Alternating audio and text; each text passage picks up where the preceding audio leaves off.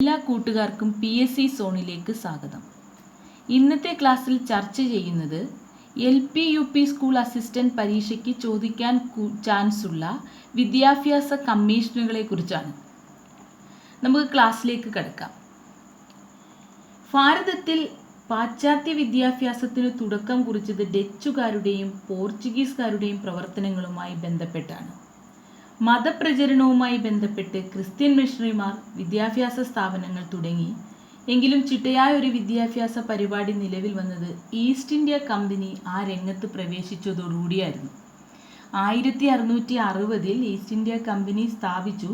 ആ സ്ഥാപിതമായ സമയത്ത് ഇന്ത്യക്കാരുടെ വിദ്യാഭ്യാസ കാര്യങ്ങളിൽ അവർ തൽപരരായിരുന്നില്ല. കാരണം അവരുടെ മുഖ്യ ലക്ഷ്യം എന്ന് പറയുന്നത് വ്യാപാരമായിരുന്നു. അക്കാലത്തിൽ അവർ വിദ്യാഭ്യാസ കാര്യങ്ങളിൽ നിന്നുമൊക്കെ വിട്ടുനിന്നിരുന്നു. അങ്ങനെ ഒരു നയമായിരുന്നു ഈസ്റ്റ് ഇന്ത്യ കമ്പനി സ്വീകരിച്ചത്. എന്നാൽ കാലക്രമേണ കച്ചവടത്തിന് പുറമെ മതപ്രചരണവും വിദ്യാലയ സ്ഥാപനവും കമ്പനി അതിൻ്റെ പരിപാടികളിൽ ഉൾപ്പെടുത്തി. അങ്ങനെ അവർ ഒരുപാട് വിദ്യാഭ്യാസത്തിൻ്റെ ഉന്നമനത്തിന് വേണ്ടി കുറേ ആക്റ്റുകളും കമ്മീഷൻസുകളും ഒക്കെ മുന്നോട്ട് കൊണ്ടുവന്നു. ഭാരതത്തിലെ വിദ്യാഭ്യാസ ഉന്നമനത്തിന് വേണ്ടി അവർ കൊണ്ടുവന്ന പ്രധാനപ്പെട്ട ആക്റ്റുകളും കമ്മീഷനുകളെ കുറിച്ചുമാണ് നമുക്ക് ഈ ക്ലാസ്സിൽ പഠിക്കേണ്ടത്. അതിലാദ്യത്തേത് ചാർട്ടർ ആക്ട് 1813. ആ ഡേറ്റ് ഓർത്ത് വെക്കുക, വർഷം ഓർത്ത് വെക്കുക. ചാർട്ടർ ആക്ട് 1813 ഇന്ത്യക്കാരെ പഠിപ്പിക്കുന്നതിനും അതിനുവേണ്ടി ധനസഹായം നൽകുന്നതിനുമുള്ള ഉത്തരവാദിത്യം കമ്പനി ഏറ്റെടുക്കണമെന്ന് ക്രിസ്ത്യൻ മിഷണറിമാർ നിർദ്ദേശിച്ചു. അപ്പോൾ ഇന്ത്യക്കാരെ പഠിപ്പിക്കുന്നതിനും അതിനുവേണ്ടി ധനസഹായം നൽകുന്നതിനുമുള്ള ഉത്തരവാദിത്വം കമ്പനി ഏറ്റെടുക്കണമെന്ന് ക്രിസ്ത്യൻ മിഷണറിമാരെ നിർദ്ദേശിച്ചു. ഈ നിർദ്ദേശം കമ്പനി 1813 ചാർട്ടർ ആക്ട് പ്രകാരം അംഗീകരിക്കുകയാണ് ചെയ്തത്. ഈ കമ്പനി ഈ ആക്ട് പ്രകാരം ഈ ഒരു നിർദ്ദേശം അംഗീകരിച്ചു. ബ്രിട്ടീഷ് വിദ്യാഭ്യാസത്തിൻ്റെ ഈ തുടക്കത്തോടെയാണ് ഇന്ത്യയിൽ വിദ്യാഭ്യാസത്തിൻ്റെ ആധുനിക കാലഘട്ടം തന്നെ ആവിർഭവിച്ചത്. ചാർട്ടർ ആക്ട് 1813 ഇന്ത്യക്കാരെ പഠിപ്പിക്കുന്നതിനും അതിനുവേണ്ടി ധനസഹായം നൽകുന്നതിനുമുള്ള ഉത്തരവാദിത്വം കമ്പനി ഏറ്റെടുക്കുകയാണ് ചെയ്തത്. അതിന് ക്രിസ്ത്യൻ മിഷണറിമാർ നിർദ്ദേശിച്ചു അങ്ങനെ ഏറ്റെടുക്കണമെന്ന്. അത് കമ്പനി ഈ 1813 ചാർട്ടർ ആക്ട് പ്രകാരം ഏറ്റെടുത്തു. Charter act 1813. അടുത്തത് മെക്കാളയുടെ മിനിറ്റ്സ് 1835. ലാ മെമ്പറായി മെക്കാളെ പ്രഭു ഇന്ത്യയിലെത്തി. 1835 ശക്തമായ ഒരു മിനിറ്റ് പുറപ്പെടുവിക്കുക വഴി അദ്ദേഹം ഭാഷാ പ്രശ്നം പരിഹരിക്കുകയാണ് ചെയ്തത്. ഇന്ത്യയിൽ ഇംഗ്ലീഷ് വിദ്യാഭ്യാസത്തിന് അടിത്തറയിട്ടത് മെക്കാളെ മിനിറ്റ്സ് വഴിയായിരുന്നു. 1845 ഇംഗ്ലീഷ് ഇന്ത്യയിലെ ഔദ്യോഗിക ഭാഷയാക്കി മാറ്റുകയാണ് ചെയ്തത്. നോക്കുക, മെക്കാളെ മിനിറ്റ്സ് 1835 മെക്കാളെ മിനിറ്റ്സ്. ഇന്ത്യയിൽ ഇംഗ്ലീഷ് വിദ്യാഭ്യാസത്തിന് അടിത്തറയിട്ടത് മെക്കാളെ മിനിറ്റ്സ് വഴിയാണ്. 1845 ഇംഗ്ലീഷ് ഭാഷയെ ഇന്ത്യയിലെ ഔദ്യോഗിക ഭാഷയാക്കി മാറ്റി. അദ്ദേഹം ആവിഷ്കരിച്ച് നടപ്പിലാക്കിയ ഒരു സിദ്ധാന്തമായിരുന്നു ഡൗൺവാർഡ് ഫിൽട്രേഷൻ. മെക്കാളെ പ്രഭു ആവിഷ്കരിച്ച് നടപ്പിലാക്കിയ സിദ്ധാന്തമായിരുന്നു ഡൗൺവാർഡ് ഫിൽട്രേഷൻ. അദ്ദേഹം സമൂഹത്തിലെ മുകൾ തട്ടിലുള്ളവരുടെ വിദ്യാഭ്യാസത്തിന് പ്രാമുഖ്യം നൽകുകയും ഈ പറയുന്ന ഡൗൺവാർഡ് ഫിൽട്രേഷൻ എന്ന സിദ്ധാന്തം ഉറപ്പിക്കുകയും ചെയ്തു. മുകൾ തട്ടിൽ കൊടുക്കുന്ന വിദ്യാഭ്യാസം ക്രമേണ ഊറി താഴെത്തട്ടിലെത്തിക്കൊള്ളും എന്നതായിരുന്നു അതിൻ്റെ സൂചന. അപ്പം ഡൗൺവാർഡ് ഫിൽട്രേഷൻ ആവിഷ്കരിച്ച് നടപ്പിലാക്കിയത് മെക്കാളെയായിരുന്നു. പിന്നീട് രക്തത്തിലും വർണ്ണത്തിലും ഇന്ത്യക്കാരനും അഭിരുചിയിലും അഭിപ്രായത്തിലും ധാർമ്മികതയിലും ബുദ്ധിയിലും ഇംഗ്ലീഷുകാരനുമായൊരു വർഗത്തെ സൃഷ്ടിക്കുകയാണ് നമ്മുടെ ലക്ഷ്യം എന്ന് പറഞ്ഞത് മെക്കാളെയാണ്. ആ ലക്ഷ്യം അദ്ദേഹം സാക്ഷാത്കരിക്കുന്നതിന് വേണ്ടിയായിരുന്നു ഡൗൺവാർഡ് ഫിൽട്രേഷൻ കൊണ്ടുവന്നത്. പക്ഷേ ഇതിൻ്റെ ഫലം എന്തെന്ന് വെച്ചാൽ ഭാരതത്തിൽ വർഗവ്യത്യാസബോധം ഉണ്ടായതായിരുന്നു ഇതിൻ്റെ ഫലം. ഓക്കെ. അപ്പം മെക്കാളെ മിനിറ്റ്സ് 1835 ഇന്ത്യയിൽ ഇംഗ്ലീഷ് വിദ്യാഭ്യാസത്തിന് അടിത്തറയിട്ടു. 1845 ഇംഗ്ലീഷ് ഇന്ത്യയിലെ ഔദ്യോഗിക ഭാഷയായി മാറി. ഡൗൺവാർഡ് ഫിൽട്രേഷൻ എന്ന സിദ്ധാന്തം ആവിഷ്കരിച്ച് നടപ്പിലാക്കിയത് മെക്കാളെ. രക്തത്തിലും വർണ്ണത്തിലും ഇന്ത്യക്കാരനും അഭിരുചിയിലും അഭിപ്രായത്തിലും ധാർമ്മികതയിലും ബുദ്ധിയിലും ഇംഗ്ലീഷുകാരനുമായ ഒരു വർഗത്തെ സൃഷ്ടിക്കുകയാണ് നമ്മുടെ ലക്ഷ്യമെന്ന് പറഞ്ഞത് മെക്കാളെ. അടുത്തതിലേക്ക് പോകാം. Wood's despatch. ഇന്ത്യയിൽ 1854 വുഡ്സ് ഡെസ്പാച്ച് വന്നത്. ഓക്കെ. അപ്പോൾ 20 വർഷത്തിന് ശേഷം 1853 കമ്പനിയുടെ ചാർട്ടർ വീണ്ടും പരിഷ്കരിക്കാനുള്ള ശ്രമമൊക്കെ നടന്നു. അപ്പോൾ ഒരു സ്ഥിരവും സമഗ്രവുമായൊരു വിദ്യാഭ്യാസ നയത്തിൻ്റെ ആവശ്യം അനുഭവപ്പെട്ടു. ഈ പ്രശ്നം പരിഹരിക്കണമെന്ന് ബ്രിട്ടീഷ് പാർലമെൻറ്റ് സെലക്ട് കമ്മിറ്റിയോട് ആവശ്യപ്പെട്ടു. അങ്ങനെ ചർച്ചകൾക്ക് ശേഷം കമ്പനിയുടെ കൺട്രോൾ ബോർഡിൻ്റെ പ്രസിഡൻ്റ് ആയിരുന്ന ചാൾസ് വുഡ് 1854 പുതിയൊരു ചാർട്ടർ പ്രസിദ്ധീകരിച്ചു. ഇതായിരുന്നു വുഡ്സ് ഡെസ്പാച്ച് എന്ന് അറിയപ്പെട്ടത്. 1854 വുഡ്സ് ഡെസ്പാച്ച് വന്നത്. ഓക്കെ. ഇപ്പം നോക്കാം. ഇന്ത്യൻ വിദ്യാഭ്യാസത്തിൻ്റെ മാഗ്ന കാർട്ട എന്നറിയപ്പെടുന്നത് വുഡ്സ് ഡെസ്പാച്ചാണ്. ഓക്കെ. ഈ വുഡ്സ് ഡെസ്പാച്ച് വഴിയാണ് മദ്രാസ്, കൊൽക്കത്ത, ബോംബെ തുടങ്ങിയ സ്ഥലങ്ങളിൽ സർവകലാശാലകൾ രൂപീകരിക്കുന്നതിന് കാരണമായി. അധ്യാപക പരിശീലനത്തിനായി പ്രത്യേക സ്ഥാപനങ്ങൾ തുടങ്ങണം എന്ന് ശുപാർശ ഉൾപ്പെടുത്തിയിരുന്നു വുഡ്സ് ഡെസ്പാച്ചിൽ. ഓക്കെ. അപ്പോൾ ആധുനിക പ്രവണതകൾ പ്രതിഫലിപ്പിച്ച ഈ ശുപാർശ സർക്കാർ അംഗീകരിച്ചു. അതൊരു നിയമസാധുതയാക്കി മാറ്റി. വിദ്യാഭ്യാസ നയമായി അംഗീകരിച്ച് നിയമസാധുത നൽകി. അതുകൊണ്ടാണ് ഇതിനെ ഇന്ത്യൻ വിദ്യാഭ്യാസത്തിൻ്റെ മാഗ്ന കാർട്ട എന്ന് അറിയപ്പെട്ടത്. ഓക്കെ. അപ്പം നോക്ക്, 1854 ചാൾസ് വുഡിൻ്റെ നേതൃത്വത്തിൽ പുതിയൊരു ചാർട്ടർ പ്രസിദ്ധീകരിച്ചു. ഇതാണ് വുഡ്സ് ഡെസ്പാച്ച്. ഇന്ത്യൻ വിദ്യാഭ്യാസത്തിൻ്റെ മാഗ്ന കാർട്ട എന്നറിയപ്പെടുന്ന വുഡ്സ് ഡെസ്പാച്ചാണ്. മദ്രാസ്, കൊൽക്കത്ത, ബോംബെ തുടങ്ങിയ സ്ഥലങ്ങളിൽ സർവകലാശാലകൾ രൂപീകരിക്കുന്നതിന് കാരണമായത് വുഡ്സ് ഡെസ്പാച്ചാണ്. അധ്യാപക പരിശീലനത്തിനായി പ്രത്യേക സ്ഥാപനങ്ങൾ തുടങ്ങണമെന്ന് ശുപാർശ ചെയ്തു. പൊതുവിദ്യാഭ്യാസത്തിനും പുതിയ വിദ്യാലയങ്ങൾ തുടങ്ങുന്നതിനും പ്രാധാന്യം നൽകി. സ്ത്രീ വിദ്യാഭ്യാസത്തിന് പ്രാധാന്യം നൽകി. പിന്നീട് സർവകലാശാലകളുടെ നേരിട്ടുള്ള നിയന്ത്രണത്തിൽ നിയമം, വൈദ്യശാസ്ത്രം, എഞ്ചിനീയറിംഗ് എന്നിവയിൽ വിദ്യാഭ്യാസം നൽകണമെന്ന് ശുപാർശ ചെയ്തതും വുഡ്സ് ഡെസ്പാച്ചാണ്. ഇന്ത്യൻ വിദ്യാഭ്യാസത്തിൻ്റെ മാഗ്ന കാർട്ട എന്നറിയപ്പെടുന്നത് വുഡ്സ് ഡെസ്പാച്ചാണ്. എക്സാമിന് ചോദിച്ചിട്ടുണ്ട്, അധ്യാപക പരിശീലനത്തിനായി പ്രത്യേക സ്ഥാപനങ്ങൾ തുടങ്ങണമെന്ന് ശുപാർശ ചെയ്തത് എന്താണെന്ന് ചോദിച്ചിട്ടുണ്ട്. Wood's despatch. ഓക്കെ. ഇനി next, Hunter commission. 1882 Hunter commissions വരുന്നത്. ഓക്കെ. റിപ്പൺ പ്രഭു വൈസ്രോയി ആയപ്പോഴാണ് ഇന്ത്യയിൽ ആദ്യത്തെ വിദ്യാഭ്യാസ കമ്മീഷനെ നിയമിച്ചത്. സർ വില്യം ഹണ്ടർ ആയിരുന്നു അതിൻ്റെ അധ്യക്ഷൻ. ഓക്കെ. അപ്പോൾ നോക്കാം. റിപ്പൺ പ്രഭു 1882 റിപ്പൺ പ്രഭു വൈസ്രോയി ആയിരുന്ന സമയത്ത് ഇന്ത്യയിലെ ആദ്യ വിദ്യാഭ്യാസ കമ്മീഷൻ സ്ഥാപിച്ചു. ഓക്കെ.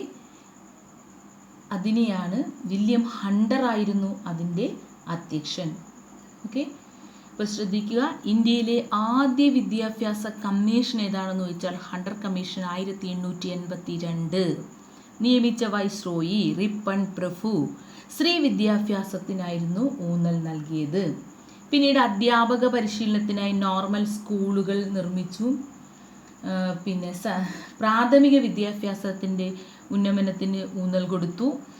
ഇതൊക്കെയായിരുന്നു ഹണ്ടർ കമ്മീഷൻ വഴി ചെയ്തത്. മെയിൻ ഓർത്തിരിക്കുക, ഇന്ത്യയിലെ ആദ്യ വിദ്യാഭ്യാസ കമ്മീഷൻ ഹണ്ടർ കമ്മീഷൻ 1882. നിയമിച്ച വൈസ്രോയി റിപ്പൺ പ്രഭു. ഓക്കെ. പ്രാഥമിക വിദ്യാഭ്യാസത്തിന് ഊന്നൽ നൽകി. സ്ത്രീ വിദ്യാഭ്യാസത്തിന് ഊന്നൽ നൽകി. അധ്യാപക പരിശീലനത്തിനായി നോർമൽ സ്കൂളുകൾ സ്ഥാപിക്കണമെന്ന് ശുപാർശ ചെയ്ത കമ്മീഷനായിരുന്നു Hunter commission 1882. Indian university commission 1902. Okay. അപ്പോൾ 1902 അന്നത്തെ വൈസ്രോയി ആയിരുന്ന കഴ്സൺ പ്രഭു ഇന്ത്യൻ യൂണിവേഴ്സിറ്റി കമ്മീഷൻ രൂപീകരിച്ചു. ഓക്കെ. 1902 കഴ്സൺ പ്രഭു ഇന്ത്യൻ യൂണിവേഴ്സിറ്റി കമ്മീഷൻ രൂപവത്കരിച്ചു. അദ്ദേഹത്തിൻ്റെ എക്സിക്യൂട്ടീവ് കമ്മിറ്റിയിലെ അംഗമായിരുന്ന റാലി ആയിരുന്നു അതിൻ്റെ അധ്യക്ഷൻ. ഇദ്ദേഹത്തിൻ്റെ കഴ്സൺ പ്രഭുവിൻ്റെ എക്സിക്യൂട്ടീവ് കമ്മിറ്റിയിൽ അംഗമായിരുന്ന റാലിയെ അധ്യക്ഷനാക്കിക്കൊണ്ട് 1902 ഇന്ത്യൻ യൂണിവേഴ്സിറ്റി കമ്മീഷൻ രൂപീകരിച്ചു. ഓക്കെ. അതും നെക്സ്റ്റ് കൽക്കട്ട യൂണിവേഴ്സിറ്റി കമ്മീഷൻ 1917.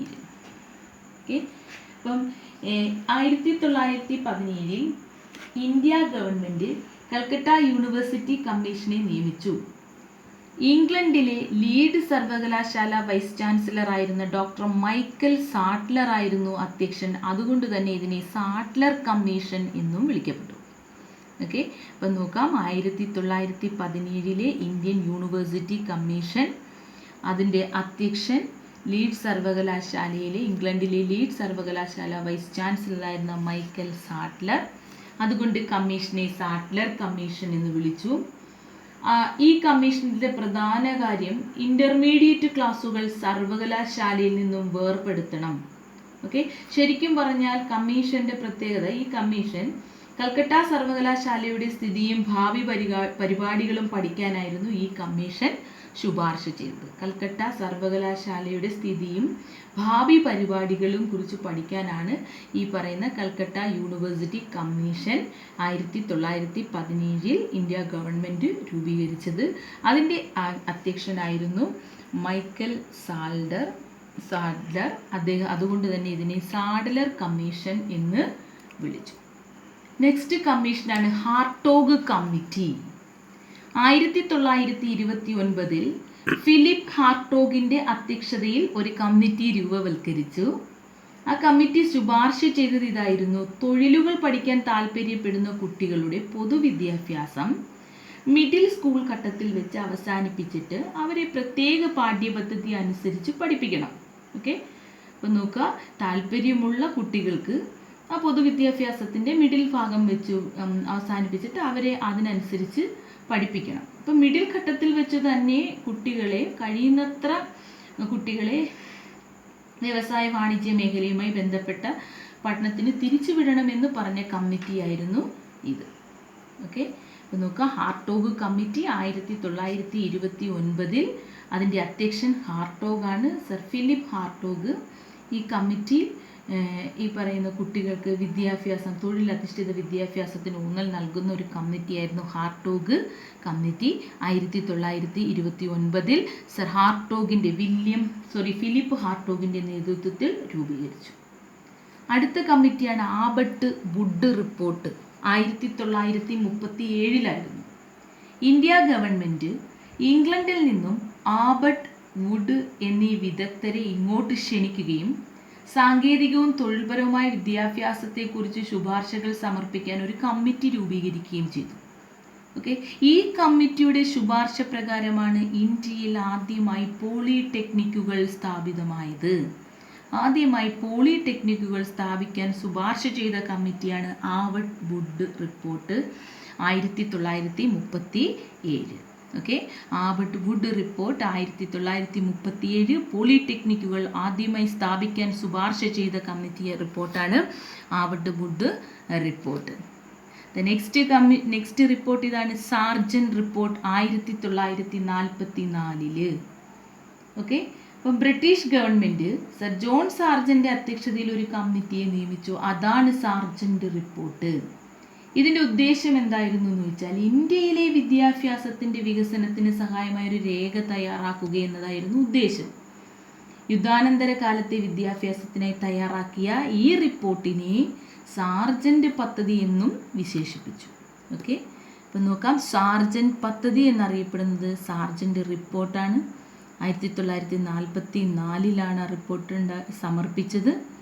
ഇത് പ്രകാരം ഇതിൽ ശുപാർശ ചെയ്തത്, ഈ കമ്മിറ്റി റിപ്പോർട്ട് ശുപാർശ ചെയ്തു 6 വയസ്സിനും 14 വയസ്സിനും ഇടയിലുള്ള എല്ലാ കുട്ടികൾക്കും സൗജന്യ പ്രാഥമിക വിദ്യാഭ്യാസം നൽകണമെന്ന് ശുപാർശ ചെയ്ത റിപ്പോർട്ടാണ് സാർജന്റ് റിപ്പോർട്ട്. ഓക്കെ, അതുപോലെ തന്നെ ബോധന മാധ്യമം മാതൃഭാഷയും ഇംഗ്ലീഷ് 2ാം നിർബന്ധിത ഭാഷയുമാക്കിയത് സാർജന്റ് റിപ്പോർട്ട് പ്രകാരമാണ്. Okay, 1944 sergeant report. ഓക്കെ, അതിന് മറ്റൊരു പേര് സാർജന്റ് പദ്ധതി എന്നും അറിയപ്പെട്ടു. 6 വയസ്സിനും 14 വയസ്സിനും ഇടയിലുള്ള എല്ലാ കുട്ടികൾക്കും പ്രാഥമിക വിദ്യാഭ്യാസം നൽകണമെന്ന് ശുപാർശ ചെയ്തു. ബോധനമാധ്യമം മാതൃഭാഷയും ഇംഗ്ലീഷ് 2ാം നിർബന്ധ ഭാഷയുമാക്കിയത് സാർജന്റ് റിപ്പോർട്ട് പ്രകാരമാണ്. ഓക്കെ, ഒന്നുകൂടെ പറയാം. ചാർട്ടർ ആക്ട് 1813, മെക്കാളെ മിനിറ്റ്സ് 1835 ഇന്ത്യയിൽ ഇംഗ്ലീഷ് വിദ്യാഭ്യാസത്തിന് അടിത്തറയിട്ടു. ഇംഗ്ലീഷ് 1845 ഇംഗ്ലീഷ് ഇന്ത്യയിലെ ഔദ്യോഗിക ഭാഷയാക്കി മാറ്റി. ദെൻ ഡൗൺവാർഡ് ഫിൽട്രേഷൻ എന്ന സിദ്ധാന്തം ആവിഷ്കരിച്ചത് മെക്കാളെ. വുഡ്സ് ഡെസ്പാച്ച് 1854 ഇന്ത്യൻ വിദ്യാഭ്യാസത്തിൻ്റെ Magna Carta. Then Hunter commission 1882, Indian university commission 1902, Calcutta university commission 1917, Hartog committee 1929, Abbott Wood report 1937, പോളിടെക്നിക്കുകൾ ആദ്യമായി സ്ഥാപിച്ചത് ഈ കമ്മിറ്റി പ്രകാരം. സാർജന്റ് റിപ്പോർട്ട് 1944 6 വയസ്സിനും 14 വയസ്സിനും ഇടയിലുള്ള എല്ലാ കുട്ടികൾക്കും സൗജന്യ പ്രാഥമിക വിദ്യാഭ്യാസം നൽകണമെന്ന് ശുപാർശ ചെയ്തു. ഓക്കെ, ബാക്കി ഉള്ള വിദ്യാഭ്യാസ കമ്മിറ്റിയുമായിട്ട് നെക്സ്റ്റ് ക്ലാസ്സിൽ കാണാം. Thank you.